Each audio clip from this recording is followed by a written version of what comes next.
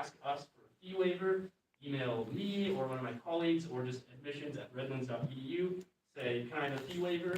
And they'll give it to you. We don't require any verification, anything like that. We'd rather you just save that $50, send in the application for free. So you have that option.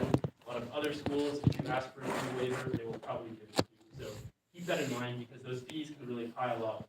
And I think most admissions counselors at any school would rather you just kind of save your money. So we also require a high school transcript that is based on a weighted, recalculated 10 through 12 GPA. So essentially what that looks like is we throw out your freshman year grades, we add an extra any AP, IB classes, anything like that, and it tends to benefit any student. So if you have on your transcript at your school, and you may or may not, a lot of California schools do, CSU, UC, recalculated GPA, do they have that on their transcripts, do you know? No, currently no. Okay. But, We have the 10-12.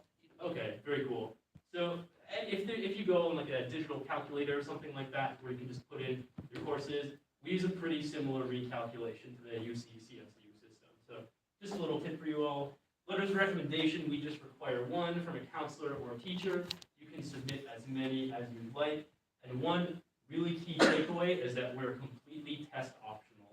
So we do not require you to submit SAT, ACT scores, anything like that. If you don't like your score, don't send it in. If you haven't taken it, don't worry about it as far as Redlands is concerned. If you like your score, by all means, share it with us. We'll like your score too, and it can help you out. But not sending in test scores is never going to hurt you when you're applying to Redlands. As far as deadlines, that November 15th and January 15th is going to be the same every year, whether you are a junior or a freshman. So there's 3 different admissions plans. There are no differences in odds of getting in based on any of them. It is really just based on your commitment to the school and when you are ready to submit your application pieces. So that first early decision deadline is going to be something that you'll encounter at most schools. Early decision, Redlands or any other school, exclusively means that you are fully committed to going, and if you're accepted and financial aid works out, you are obligated to go to that school. There's a binding commitment to go to whatever school you apply to early decision, and you'll have to tell every other school that gives you an offer, no thank you. Early action is non-binding. You're not obligated to do anything. That is just based on you being ready in mid-November and you want to hear back a little earlier. If you apply by November 15th, early decision or early action, you'll generally hear back before Christmas break. Yes? You can only do one school as an early decision, right? Because if you're accepted to that school, that's the only school you can choose. Exactly. Some people do multiple schools early decision. You're not supposed to do that, but some people do it anyway. But yeah, the proper way to do it is one school early decision or 0 schools. I tend to recommend 0 schools. If you're really, really committed to one school, that's a good way to go. But you just never know how financial aid is going to shake out, so it's good to kind of keep your options open. So I like to recommend early action or regular decision. Certainly there's a place for early decision. A lot of people do apply that way. But early action and regular decision are essentially the same. You'll just hear back at different times. So early action, you'll hear back maybe around the beginning of your Christmas break. Regular decision, you'll hear back probably late February, early March, thereabouts. So regular decision people are hearing back right now. Every Friday we release another group of acceptances, so that's just kind of how that works. So one thing to think about is the sooner you apply, the more time you'll have to think about every different school you apply to. You don't have to commit to any school until May 1st. That is National Candidate Reply Day. For any given school, you're going to have to give them an answer by May 1st. So the more space you can put between hearing back on your applications and May 1, the more time you're going to have to think about where you want to be, what you want to do, and kind of contest financial aid if that's something you need to do.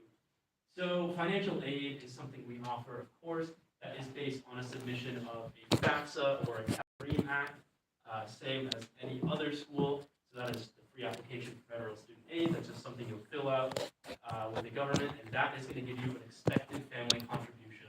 That expected family contribution, or EFC, is the number that they think you are able to contribute to your college.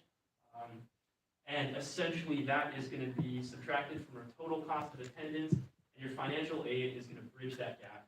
So that can look like need-based grants, which is just no questions asked money that you don't have to pay back for your need.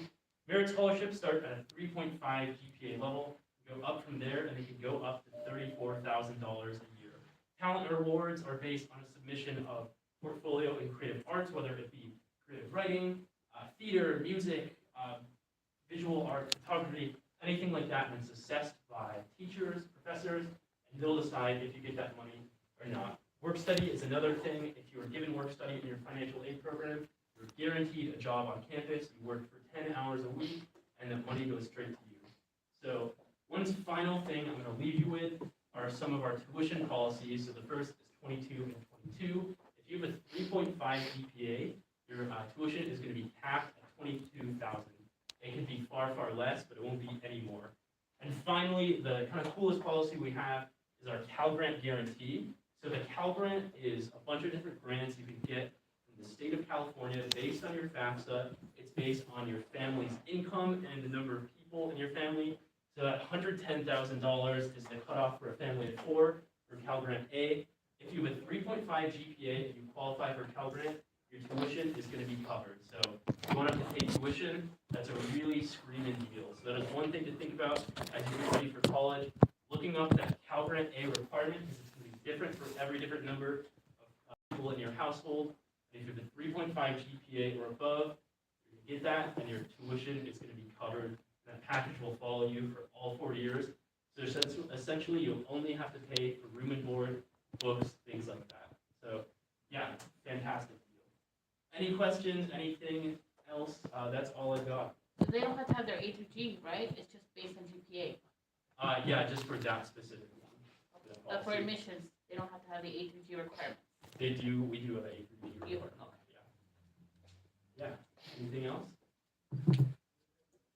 Cool. Well, are you guys hitting the road now? Are you having lunch here? Is there anything else? We have about an hour before the bus pickup, so I was going to ask, is there like a common area with a cafeteria and things for the students where we can go? Yeah, I can leave you all there. Beautiful. Do you know if the cafeteria is open if they want to buy something? It should be, yeah. Okay. I was right in front of the Redmond sign over here. Right there. Oh, yeah. Yeah, that's, yeah, right by our office. Yeah.